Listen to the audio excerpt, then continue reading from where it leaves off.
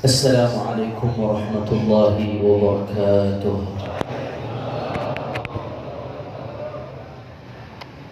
الحمد لله رب العالمين، وبه نستعين على أمور الدنيا والدين. اللهم صل وسلم وبارك وكرم ومجد وعظم على سيدنا وحبيبنا وشفيعنا ونور قلوبنا محمد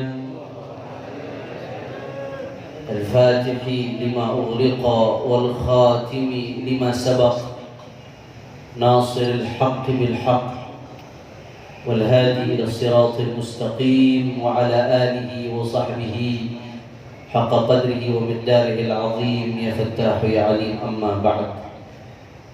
Para alim ulama, para habaib, para asatid, para kiai, para sesepuh, para ajengan, para tokoh masyarakat, para tuan guru, wabil khusus guru kita bersama, orang tua kita Sayyidil Walid Abuya Al-Habib Umar Abdul Aziz bin Abdul Rahman bin Shihab, Sayyidil Walid Al-Habib Umar bin Alawi As-Saggaf, dan banyak orang-orang tua kita di sini, Al-Habib Ali bin Abdullah bin Hamid Al-Habib, Ustaz Syawri Al-Kaf. Tidak lupa pula Ketua Al-Wafa bi Ahdillah Al-Habib Alwi bin Isa As-Saggaf, dan wakilnya Al-Habib Al-Ustaz Abdul Rahman Al-Habshi, Al-Habib Mahdi bin Shihab, para asatid Mas Puro, para asatid Al-Wafa bi Ahdillah yang tidak dapat saya sebutkan namanya satu persatu tanpa mengurangi rasa hormat dan ta'zim saya kepada beliau semua.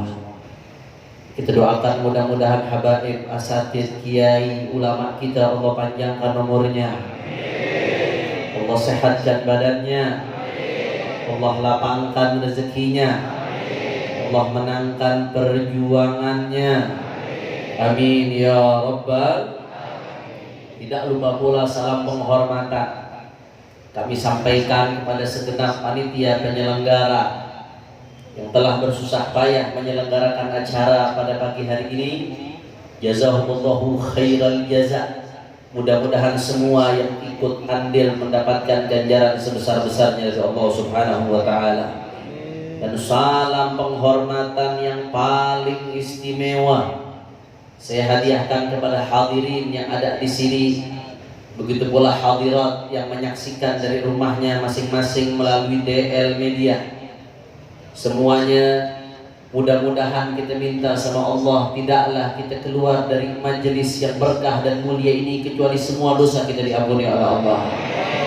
Yang sakit Allah angkat penyakitnya, Allah sehatkan badannya, Allah lapangkan rezekinya, dan mudah-mudahan berkat para aulia Allah, Allah angkat wabah dari tengah-tengah kita. Ya Rabbi bihim wa bi'alihim ajil bin nasri wa bil faraji. Ya Rabbi bihim wa bi'alihim ajil bin nasri wa bil faraji. Ya Rabbi bihim wa bi'alihim ajil bin nasri wa bil faraji. Amin ya rabbal alamin. Ahibba'il kiram, alhamdulillah. Pada pagi hari ini sebuah kenikmatan yang luar biasa, yang tiada ternilai harganya. Kita bisa hadir fi rawdah min riyadil jannah, salah satu taman daripada taman-taman surganya Allah Subhanahu wa taala. Majelis yang di dalamnya hujan rahmat Allah, sebagaimana dikatakan inda dzikris salihin tatanazzalur rahmah. Ketika disebutkan orang-orang saleh, hujan dan turun di situ rahmatnya Allah Subhanahu wa taala. Bahkan majelis-majelis seperti ini tidak dihadiri kecuali oleh orang-orang yang mulia kepada Allah. Al-Habib Ali bin Hasan Al-Attas dalam kitabnya Al-Qirtas. Al-Qirtas ada Al-Qirtas Syarah Khatib Al-Attas, ada Al-Qirtas fi tarjamah Al-Habib Umar bin Abdul Rahman Al-Attas. Di dalam kitabnya Al-Qirtas fi tarjamah Al-Habib Umar bin Abdul Rahman, beliau mengutip satu kutipan, la yu'azzim qadra al-awliya illa 'azim al-qadr 'inda Allah. Tidaklah menghormati para kekasihnya Allah Subhanahu wa taala dan mengagungkan mereka para aulia kecuali adalah orang-orang yang diagungkan oleh Allah Subhanahu wa taala. Mudah-mudahan kita dapat keberkahan mereka, para kekasih Allah Subhanahu wa taala. Saudara, yang kita rayakan haulnya pada pagi hari ini, yang pertama adalah seorang ulama besar, warithun Nabi sallallahu alaihi wasallam, khalqan wa khuluqan. Orang yang betul-betul mewarisi Rasul sallallahu alaihi wasallam, baik khalqan, jasadnya, atau khuluqa, atau akhlak dan perilakunya. Saudara, jasadnya warisi Nabi sallallahu alaihi wasallam karena beliau al-Imam Syahid Al-Habib Muhammad bin Salim bin Hafid bin Syekh Abu Bakar bin Salim tidak lain dan tidak bukan adalah salah satu cucu terbaik Rasulullah pada zamannya. Saudara, Al-Habib Muhammad bin Salim bin Hafid terus bersambung nasabnya sampai kepada Sayyidina Imam Syekh Abu Bakar bin Salim bin Abdullah bin Abdul Rahman bin Abdullah bin Imam Wadi al-Ahqaf, Sayyidina Abdul Rahman al-Sajjad bin Muhammad Maulad Dawilah, terus bersambung sampai kepada Sayyidina Al-Faqih Al-Muqaddam, terus bersambung sampai kepada Sayyidina Alwi bin Ubaidillah bin Muhajir Allah Ahmad bin Isa, terus nyambung kepada Sayyidina Imam Ali Zainal Abidin As-Sajjad ibn al-Imam Al-Husain ibn Fatimah Az-Zahra wa Ali bin Abi Talib ibn Rasulullah sallallahu alaihi wasallam. Nyampe khalqannya ke Rasulullah, secara jasad beliau pewaris Rasulullah. Di dalam tubuhnya ada darah daging Rasulullah sallallahu alaihi wasallam. Saudara, nasab yang bersambung kepada Rasulullah mahdhul fadl ilahi, murni pemberian Allah Subhanahu wa taala. Ini adalah tanggung jawab. Bukan sekedar pemberian, tapi ada tanggung jawabnya. Sayyidina Al-Hasan Al-Muthanna, Al-Hasan ibn Hasan ibn Ali bin Abi Talib mengatakan, aku khawatir orang yang bersambung nasabnya ke Rasulullah, manakala dia melakukan dosa, maka Allah 2 kali lipatkan dosanya. Saudara, sebagaimana aku berharap mereka yang bersambung kepada Rasulullah sallallahu alaihi wasallam ketika melakukan ketaatan, Allah lipat kali, Allah lipat gandakan ketaatannya. Ibadallah, ini tanggung jawab besar, dan ini murni pemberian dari Allah. Nggak bisa, nggak ada habaib waktu dalam perut ngisi formulir buat jadi habib, nggak ada. Saudara, makanya saya heran, kok makin belakangan ini makin banyak orang yang kelihatannya cemburu dengan pemberian Allah kepada sebagian hambanya, sampai-sampai ngaku intisab kepada selain bapaknya. Sudah, mohon maaf, saya lihat makin sekarang makin banyak. Ibadallah, nasab Rasulullah memang sebuah kemuliaan, tapi ngaku-ngaku nasab nyambung ke Rasulullah adalah kehinaan dunia akhirat. Saudara, Anda kalau mau jadi mulia nggak perlu ngaku jadi cucunya Rasulullah. Cukup mencintai Ahlul Bait Nabi Muhammad. Dikatakan oleh para ulama, faza kalbun bihubbi ashabi kahfin, fa kaifa ashqa bihubbi ahli baiti Muhammad. Mohon maaf Pak, anjing karena cintanya kepada ashabul kahfi. Ini binatang yang najis mughalladhah. Manakala kita sentuh dalam keadaan salah satu ada yang basah, saudara, itu mesti dicuci 7 kali, salah satunya dengan debu najis mughalladhah. Tapi karena dekat dengan ashabul kahfi, Allah muliakan, namanya diabadikan dalam Al-Quran. Setiap Jumat ketika kita baca surat Kahfi, ada kisah ashabul kahfi. Anjing tersebut tak luput ikut kita baca. Saudara, anjing karena cintanya kepada ashabul kahfi, faza kalbun, Allah muliakan, Allah abadikan. Kata ulama, fa kaifa ashqa bihubbi ahli baiti Muhammad. Bagaimana mungkin aku celaka manakala mencintai darah daging keluarga baginda Nabi besar Muhammad sallallahu alaihi Wasallam. Mudah-mudahan para ahlul bait yang ada di sini bisa betul-betul menjadi ahlul bait yang membanggakan Rasulullah. Dan mudah-mudahan kita yang bukan ahlul bait bisa menjadi pecinta mereka sehingga dikumpulkan bersama mereka di akhirat. Amin ya rabbal alamin. Al-Habib Muhammad bin Salim bin Hafid. Begitu pula putra beliau Syekh Al-Habib Ali Masyhur bin Muhammad bin Salim bin Hafid yang kita rayakan 100 harinya pada saat ini. Warithun Nabi khalqan, pewaris Nabi, nasabnya bersambung kepada Rasulullah.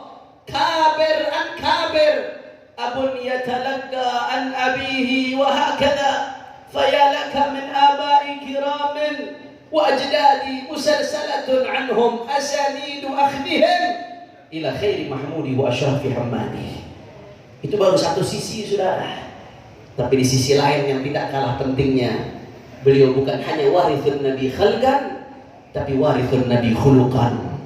Orang yang betul-betul mewarisi Nabi sallallahu alaihi wasallam, akhlaknya, perilakunya, yang mana akhlak Nabi dipuji oleh Allah Subhanahu wa taala, wa innaka la'ala khuluqin dari berbagai aspek, dari berbagai sisi. Kalau kita melihat ilmunya, ilmu beliau mewarisi ilmu Rasulullah.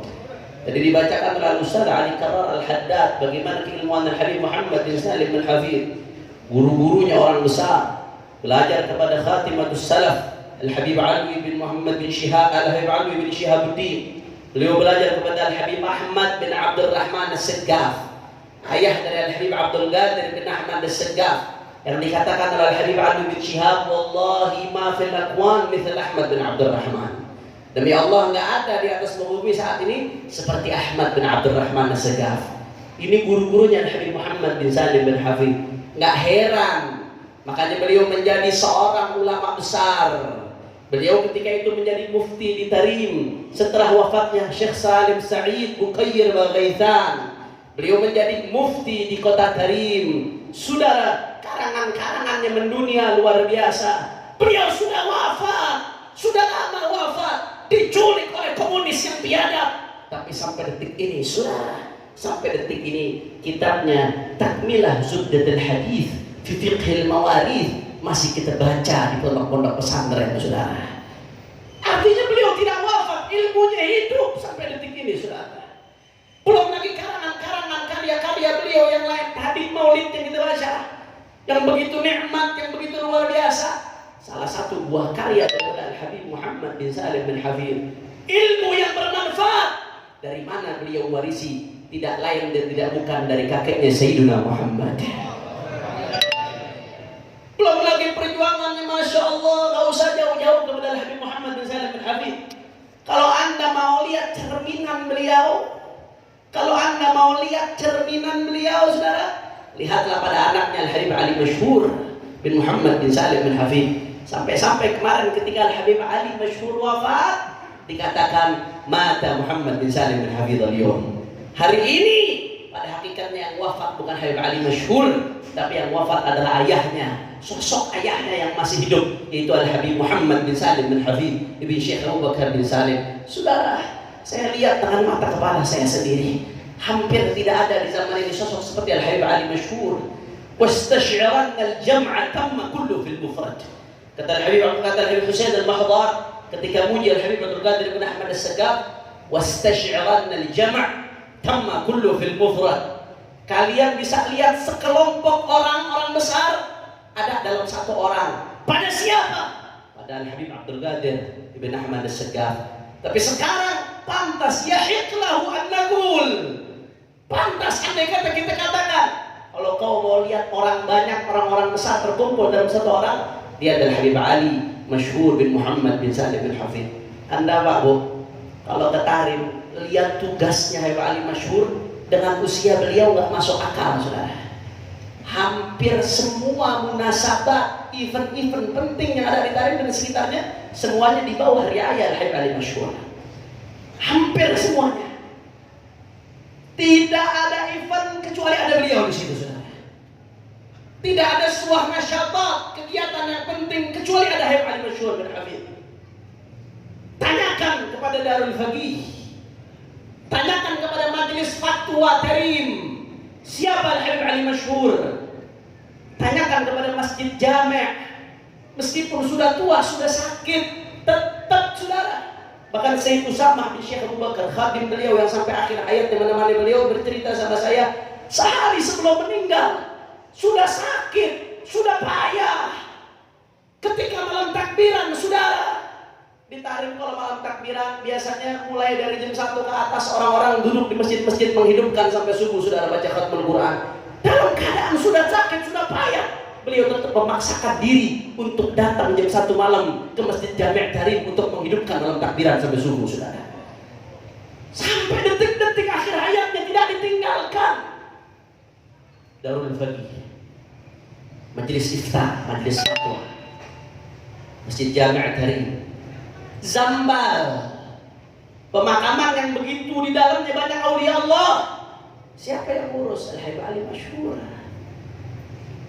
Zambal, tiap minggu Istiqomah selalu mimpin ziarah, saudara. Dan beliau selalu perhatian kepada Zambal. Darul Mustafa yang tercantum Amid, pimpinannya adalah Al-Habib Ali Masyhur bin Muhammad bin Salim Al-Hafidh. Itu juga tidak lain dan tidak bukan ketawaduan daripada adik beliau Al-Habib Umar bin Muhammad bin Salim Al-Hafidh. Ziarah Hud, Nabi Allah Hud, yang dihadiri ratusan puluhan ribu orang, saudara, setiap tahunnya. Siapa yang mimpin? Panitianya Al-Habib Ali Masyhur bin Muhammad bin Salim Al-Hafidh.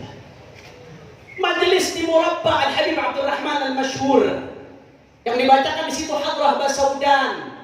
Siapa yang mimpin? Al-Habib Ali Masyhur bin Muhammad bin Salim Al-Hafidh.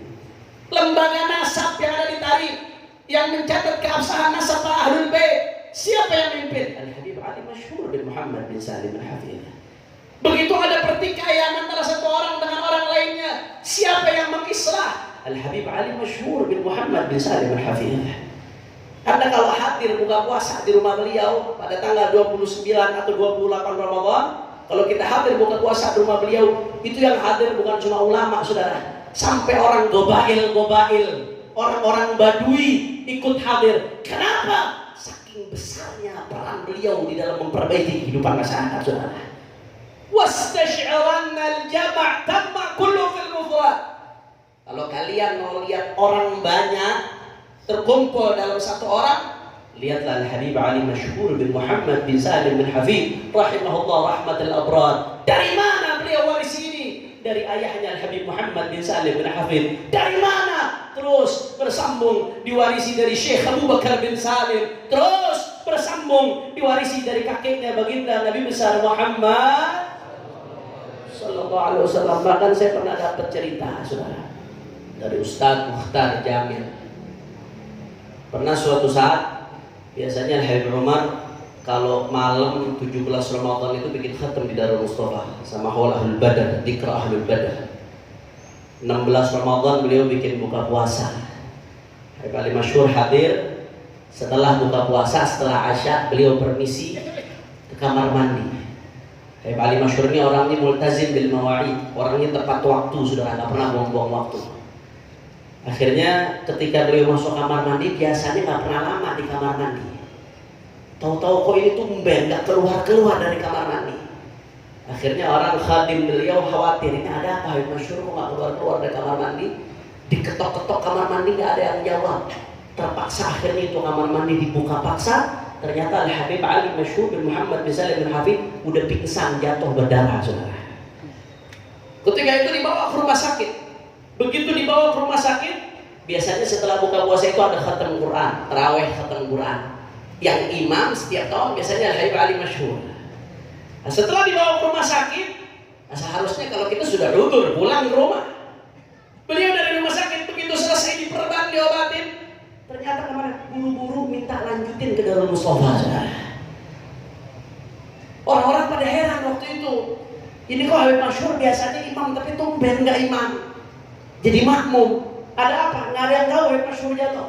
Dari rumah sakit datang lagi, cuma jadi makmum khatam pada saat itu, saudara. Selesai daripada khatam tarawih, witir beliau ngimamin. Habis sholat witir biasanya doa khatam.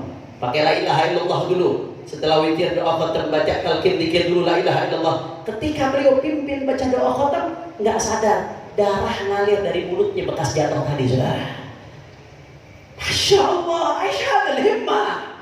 Himmah dari mana ini saudara? Selesai acara itu dalam keadaan sakit harusnya uzur pulang. Kata khadimnya, Anda tahu kemana? Beliau melanjutkan lagi untuk ngimamin tarawih di Masjid Jami' yang biasa dilakukan setiap jam 2 malam. Ya Allah. Himmah luar biasa. Dari mana diwarisi ini? Tidak lain dan tidak bukan dari datuknya Sayyidina Muhammad yang ibadah sampai kakinya bengkak. Afala akunu abdan syakura. Tidaklah aku menjadi hamba yang bersyukur. Warithun Nabi khuluqa. Orang yang betul-betul mewarisi Nabi akhlaknya, tawadhu'nya. Ketika datang Syekh Muhammad Sa'id Ramadan Al-Buti ke kota Tarim, disambut oleh ulama Tarim. Ketika itu sholat zuhur dan sholat asar di Darul Mustafa, saudara. Saya dapat cerita dari orang yang fiqh yang menyaksikan pada saat itu selesai sholat zuhur dan sholat asar di Darul Mustafa, Al-Habib Ali Masyhur bergegas nyamperin orang yang megang sendalnya Syekh Buti. Beliau pengen buru-buru ngasih sendal itu kepada Al-Habib Habib Ali Masyhur, memberikan sendal itu kepada Syekh Muhammad Sa'id Ramadan Al-Buti. Habib Ali Masyhur, cucunya Rasulullah. Syekh Muhammad Sa'id Ramadan Al-Buti orang alim, allamah, tapi bukan cucunya Rasulullah. Tapi dengan ketawadhu'annya disodorkan sendal itu kepada Syekh Buti. Dari mana dia warisi tawadhu ini? Tidak lain dan tidak bukan dari kakeknya baginda Nabi Muhammad. Masya Allah, sudah luar biasa. Nggak ada habisnya kalau kita mau bicara mereka orang-orang saleh, saudara. Betul-betul pewaris Nabi Sallallahu Alaihi Wasallam khalqan wa khuluqa. Oleh karena itu ibadallah, kita kumpul di tempat ini tidak lain dan tidak bukan karena rasa cinta kita kepada mereka, betul? Rasul Sallallahu Alaihi Wasallam sebagaimana diriwayatkan dalam Sahihul Bukhari, ada yang bertanya kepada ya Rasulullah, mata sa'ah, kapan kiamat akan terjadi ya Rasulullah? Rasulullah tanya balik, mata adat talaha, apa yang sudah kamu persiapkan buat kiamat? Kamu tanya. Orang ini dengan polos menjawab, aku tidak menyiapkan apa-apa ya Rasulullah. Aku nggak punya banyak puasa, aku tidak punya banyak salat, walakinni uhibbullah wa rasulah. Akan tetapi aku cinta Allah dan Rasulnya. Apa kata Nabi saudara? Al-mar'u ma'aman ahab. Seseorang akan dikumpulkan bersama orang yang dicintainya. Saudara, sahabat Anas radhiyallahu taala anhu warḍah, ketika mendengar perkataan Rasulullah al-mar'u ma'aman ahab, kata sahabat Anas radhiyallahu anhu, ma farihna bi syai'in farahna bi qauli Rasulullah sallallahu alaihi wasallam al-mar'u ma'aman ahab. Kami para sahabat tidak pernah bergembira karena sesuatu sebagaimana kami gembira dengan perkataan Rasulullah al-mar'u ma'aman ahab. Dan beliau mengatakan, wallahi inni uhibbullaha wa rasulahu wa Abu Bakar wa Umar wa arju an akuna ma'hum wa inna ma'mal bi'amalihim.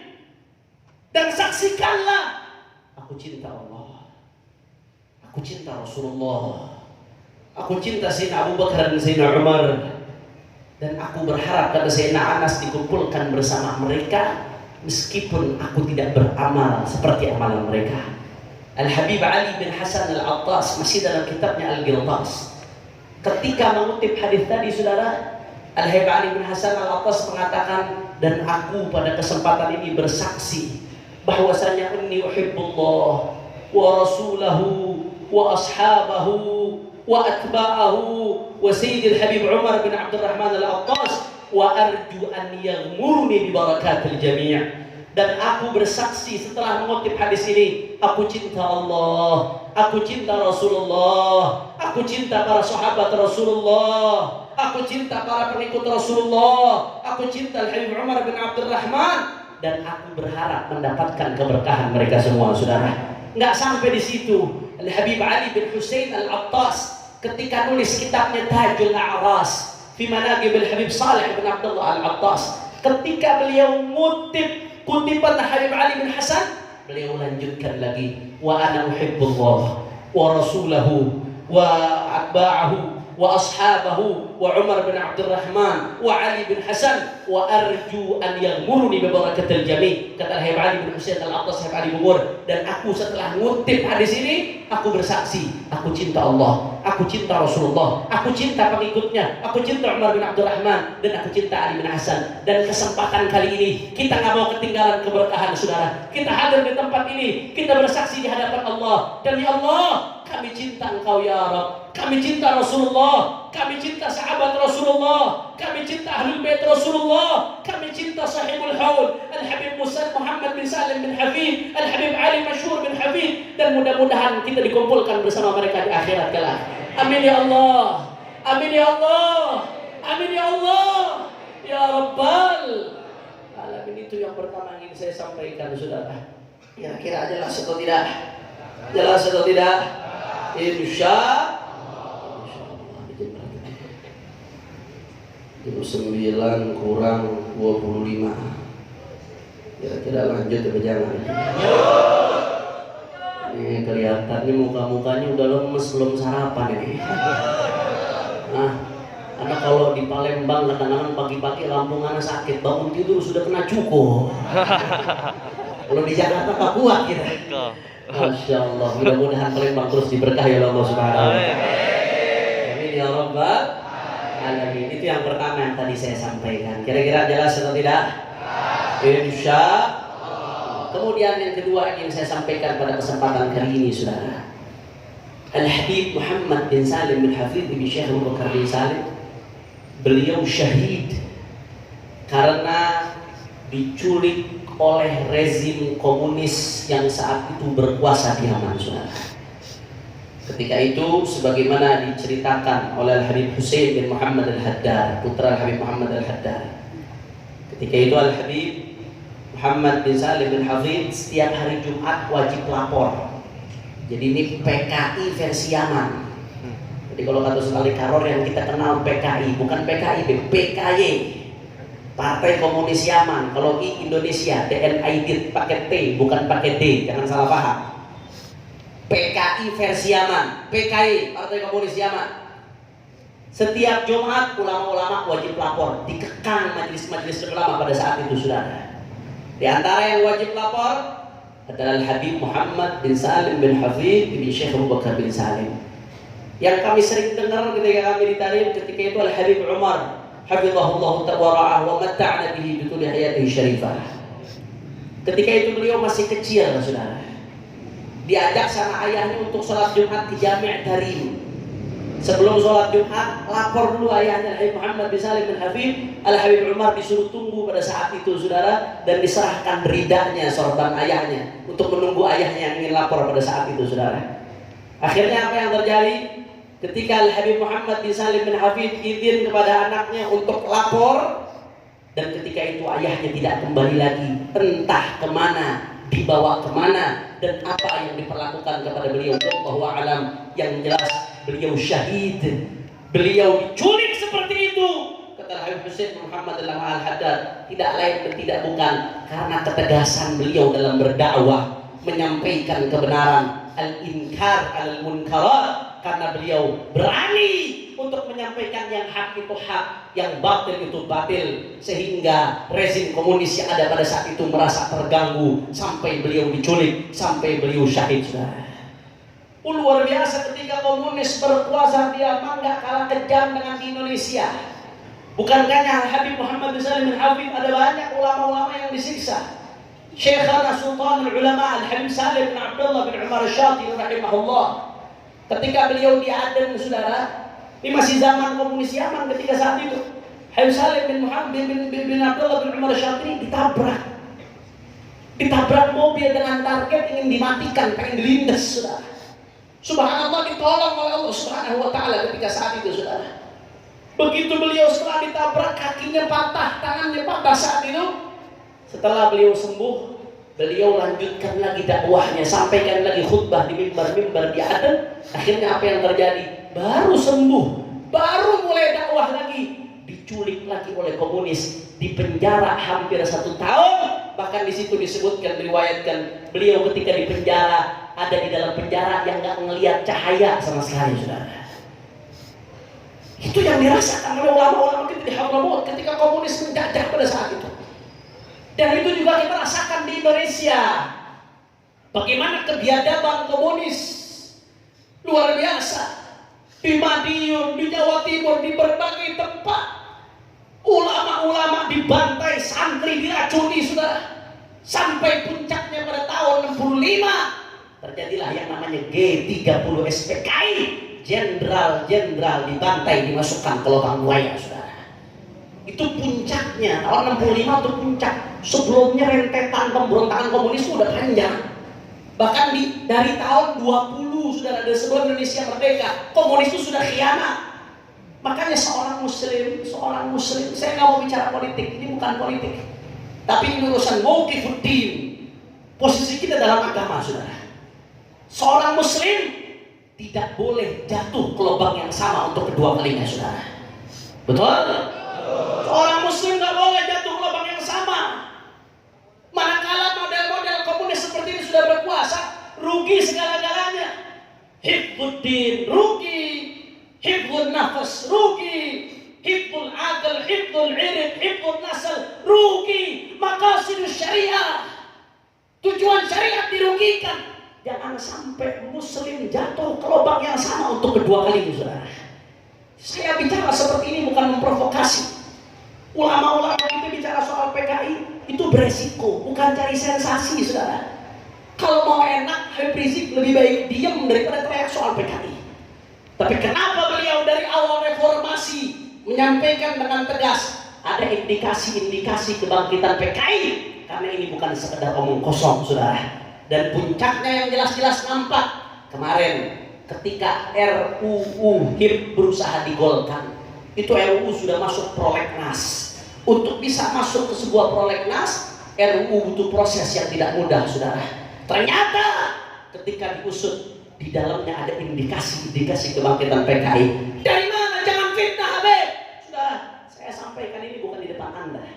Ketika mediasi dengan pimpinan DPR RI bersama puluhan ribu umat Islam yang aksi di depan DPR RI, saya menyampaikan kepada pimpinan DPR RI, setidak-tidaknya ada 4 alasan kenapa kami menolak RUU HIP, saudara. Salah satunya di dalam RUU HIP ditekankan sila pokok dari Pancasila adalah keadilan sosial bagi seluruh rakyat Indonesia. Hati-hati, saudara. Kalau kita pelajari Undang-Undang Dasar dan tujuan daripada pendarah pendiri bangsa, maka kita paham sila pokok itu adalah ketuhanan yang Maha Esa. Karena ketuhanan yang Maha Esa sudah mengakomodir yang lain. Orang yang berketuhanan yang Maha Esa sudah pasti dia beradil dan beradab. Orang yang berketuhanan yang Maha Esa sudah pasti dia menjunjung tinggi persatuan.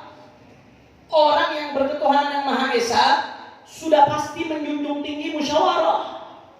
Orang yang berketuhanan yang Maha Esa sudah pasti dia menjunjung tinggi keadilan sosial, saudara.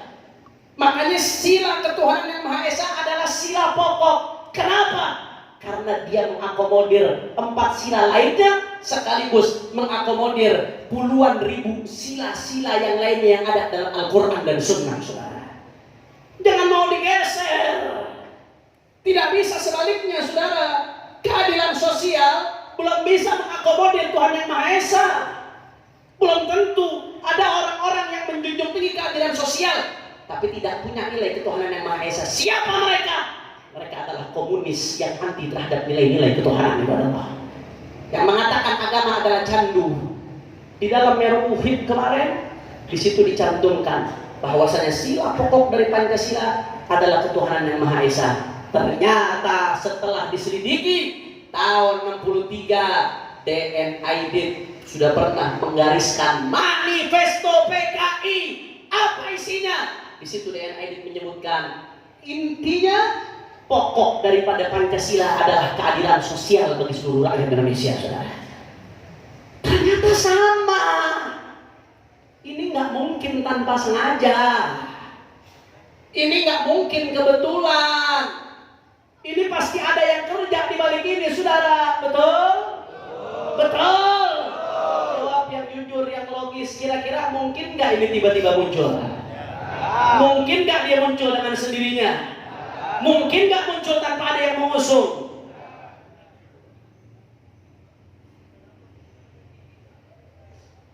Nggak mungkin, saudara.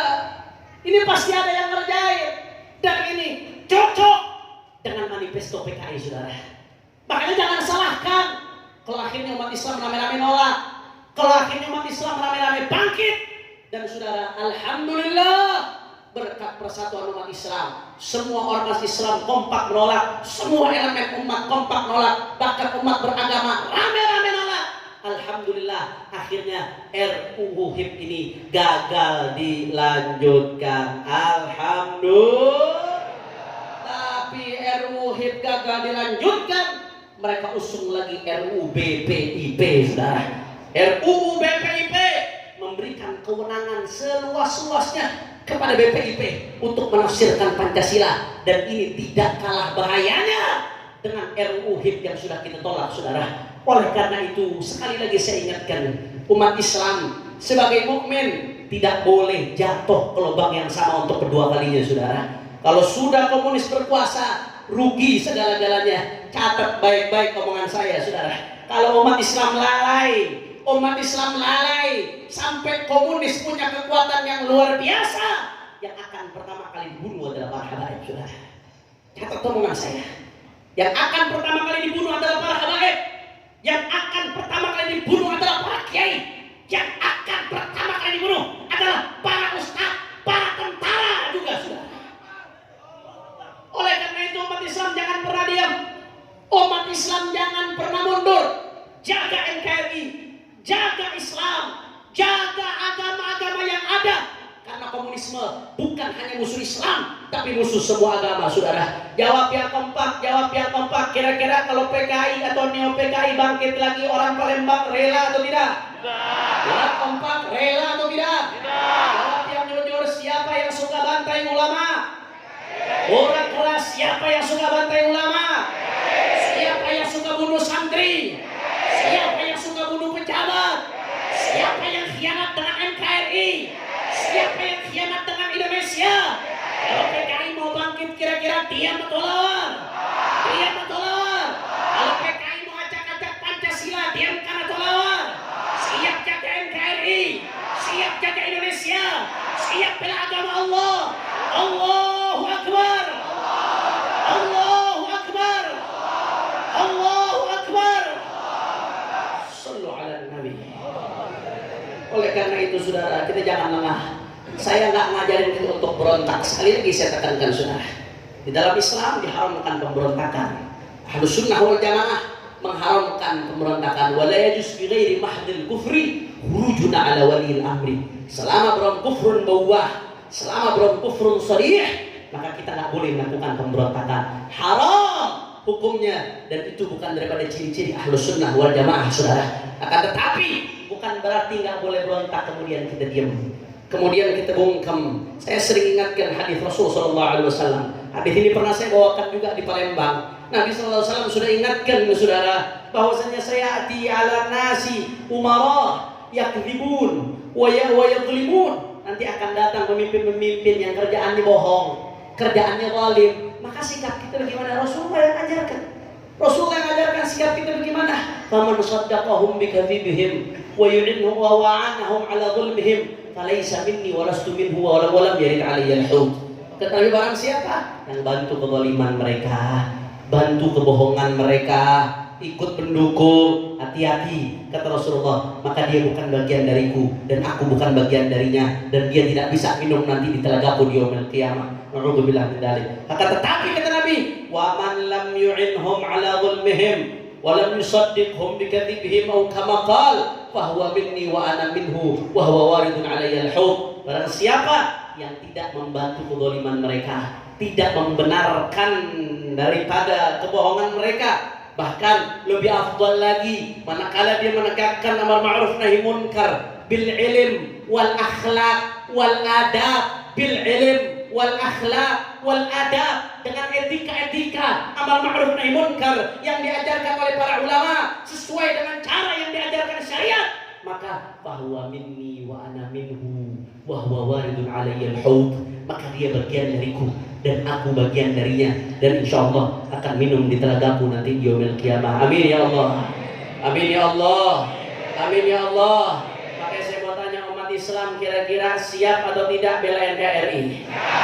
Siap berada di belakang para komando para ulama? Siap belakang komando imam besar? Siap untuk terus jaga kita punya negeri? Siap untuk jaga Pancasila? Siap untuk jaga bangsa Indonesia? Semua angkat tangannya, takbir! Takbir! Takbir!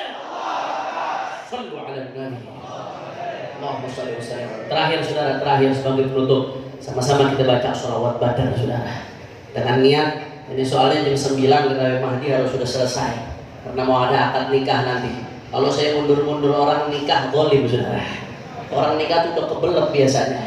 Saya dulu kalau ada mundur sejam aja saya pegelnya luar biasa saudara. Masya Allah. Jam 9 kita udah mesti selesai. Sebelum kita tutup, mari sama-sama kita baca sholawat badar dengan niat mudah-mudahan hajat-hajat kita digabul oleh Allah Subhanahu wa taala. Dan mudah-mudahan ulama-ulama kita yang masih hidup dijaga zahir batinnya oleh Allah. Adik dari Al-Habib Ali Masyhur bin Hafidh Al-Habib Umar bin Hafidh dijaga oleh Allah. Sayyidul Walid Al-Habib Muhammad Rizik Syihab mudah-mudahan dijaga oleh Allah. Guru-guru kita Al-Habib Umar Abdul Aziz, Al-Habib Umar As-Segaf, para syiban-syiban kita, Allah yumatti'na bituli hayatihim syarifah. Diberikan panjang umur, sehat wal afiat, dan mudah-mudahan umat Islam perjuangannya dimenangkan oleh Allah. Doakan imam besar bisa segera pulang ke Indonesia dalam keadaan dimenangkan oleh Allah. Dibarakati syahid Al-Habib Muhammad bin Salim bin Hafidh. Amin ya Rabbal. Sama-sama kita baca sholawat badar. Dulu Al-Habib Ali Habsyi ketika lagi rame-ramenya PKI, Habib Ali bin Abdurrahman Habsyi Kuita, ketika rame-ramenya PKI, umat Islam disuruh baca sholawat badar dengan niat mudah-mudahan PKI dihancurkan oleh Allah Subhanahu wa taala. Ayo sama-sama semuanya semua. Salatullah salamullah ala taha rasulillah. Salatullah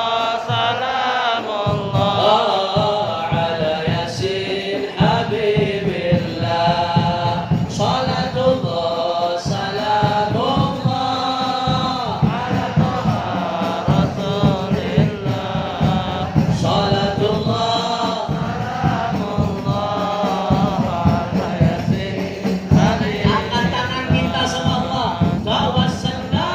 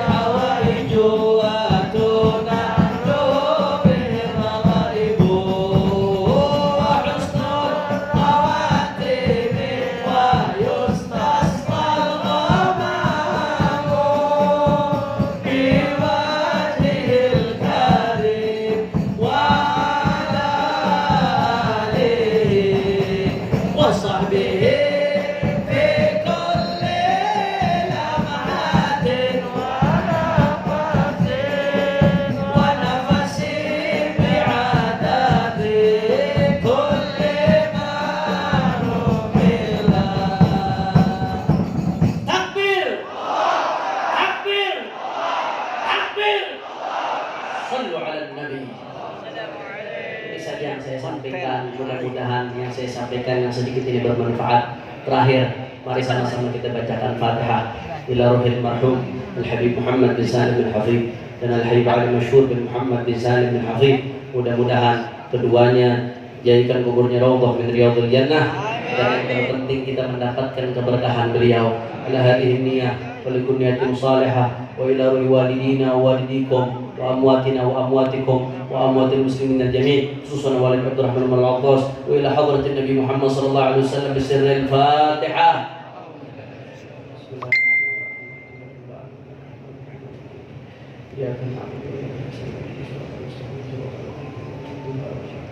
Ini saja yang saya sampaikan, lebih kurangnya mohon maaf. Hadani Allah wa iyyakum ila siratal mustaqim. Wal 'afwu minkum. Wassalamu alaikum warahmatullahi wabarakatuh.